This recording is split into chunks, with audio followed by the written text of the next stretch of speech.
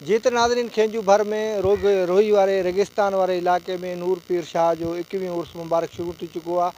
हिन मेले में जेके सिंध पंजाब बलोचिस्तान खां माण्हू ॾिसण इंजॉय लुत्फ़ अंदोज़ थियण अचनि था। अचो त उन्हनि सां ॻाल्हि ॿोल कयूं, वधीक उन्हनि जो हिन मेले जे हवाले सां छा चवणु आहे। बिल्कुल डेरकी तालके खां अंदर सादकाबाद ऐं डेरकी जे विच में तमाम ज़बरदस्त मेलो थियो आहे, जंहिंमें तमाम सकाफ़ती रंग आहिनि।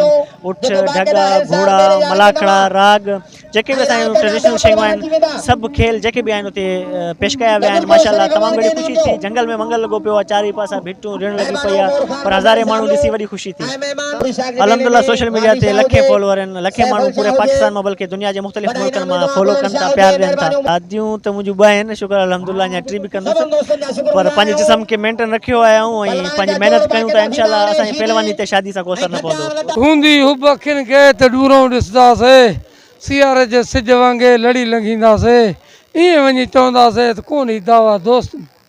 मेलो तमामु बहितरीनु आहे। रोही जे इलाइक़े जो मेलो आहे। सरदार हाजी ख़ान लड़ाईंदो आहे, बग़ैर टिकट उर्स मुबारक थींदो आहे। सोने नूर पीर जो सालानो मेलो 111 भी पंजाब तो जनाब मेला वेखना है। माशाल्लाह ज़बरदस्त, बहुत मज़ा आया है। 5 जनवरी से आए हैं, ठीक है, तो बहुत अच्छा माहौल है।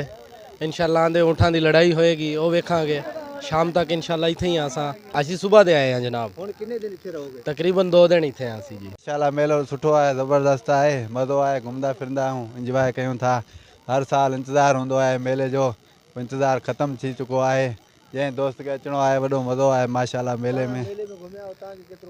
ॾाढो मज़ो आयो साईं, वॾी जाम आहियूं, 15-20 आहियूं। मेलो आहे अञा 3-4-5 ॾींहं आहे, 5 ॾींहं ॿियो आहे।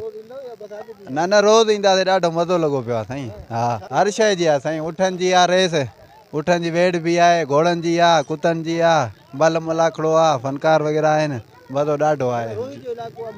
हा, मज़ो ॾाढो आहे साईं। झूला वूला हे हो VIP बाज़ार आहिनि, सुठियूं आहिनि।